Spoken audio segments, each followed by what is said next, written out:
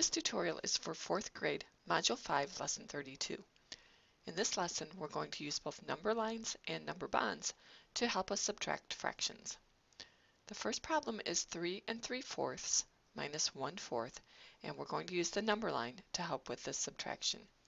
The first step is to locate 3 3/4 on the number line. Well, I can jump first to my 3 wholes, and then I need to move 3/4 beyond that. You can see that the whole between 3 and 4 has been divided into fourths already, so I just need to find the 3/4 mark. So 3 3/4 starts at this point. Now I just need to go backwards 1/4 to show that subtraction. So I hop backwards and I show that I'm going backwards 1/4, and I just need to determine what point that is on the number line. Again, the distance between 3 and 4 has been divided into fourths, so this point is at the 3 2/4 mark. It's 2/4 past the 3 wholes. So 3 3/4 minus 1/4 is 3 2/4. The next problem is 5 1/3, so we'll start by putting a point at the 5 1/3 mark. This time the distance between my 2 wholes, 5 and 6, has been divided into thirds, so 5 1/3 is just 1/3 past the 5 mark. This time I'm going to subtract 2/3, so I'm going to hop backwards 2 steps. Each of those is a third, so there's minus 2/3, and now I have to determine the point on the number line where I landed. It's between 4 and 5. It's 2/3 past the 4, so it's 4 2/3. 5 1/3 minus 2/3 is 4 2/3.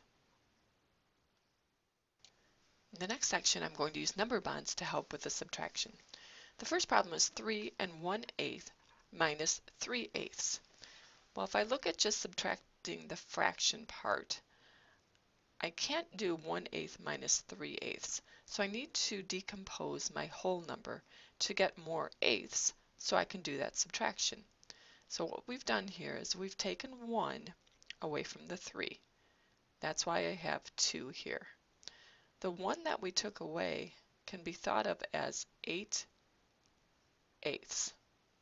Because we're working with eighths, we'll change it into 8/8. We're going to combine it with the 1/8 that we already have. That gives us a total of 9/8. 2 9/8 is the same as 3 1/8. By decomposing it, I've changed my problem to 2 9/8 minus 3/8. Now I can subtract the fraction part of the problem. 9/8 minus 3/8 is 6/8. And then 2 minus nothing, there's no whole number there, just leaves me with 2. That's how we get the final answer of 2 6/8. Let's look at another example. This one is 5 1/8 minus 7/8. Again, we need to get more eighths in our number so we can do this subtraction. I'll take 1 whole away from my 5. That leaves me with 4 wholes. And again, since 1 is the same as 8/8, the 1 I took away will be changed into 8/8 and combined with the 1/8 that was already there. That gives us 4 9/8. 4 9/8 is the same as 5 1/8. Now I can subtract those fractions. 9/8 minus 7/8 is 2/8, and 4 minus no whole number there is still 4. So 4 2/8 is the final answer. If I look at problem C, this time I'm working with fifths. So I have 5 3/5 minus 4/5. I need more fifths in this problem if I'm going to take 4/5 away. So I'll start by taking 1 whole off of the 5. That leaves 4. This time I'm going to change my 1 whole into 5/5. 1 whole is the same as 5/5, and I'm changing it to fifths because my problem is working in fifths. I'll take those 5/5 and combine them with the 3/5 that I already had. That gives me a total of 8/5. 4 and 8/5 is the same thing as 5 and 3/5, but decomposing it this way allows me to do the subtraction. Now I can subtract my fractions.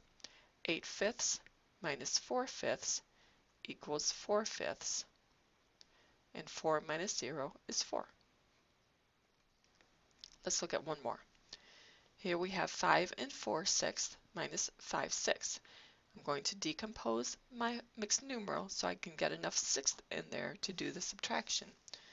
I'll take 1 away from the 5. That leaves 4. This time the 1 that I take away will be converted into 6 sixths since I'm working with sixths in the problem.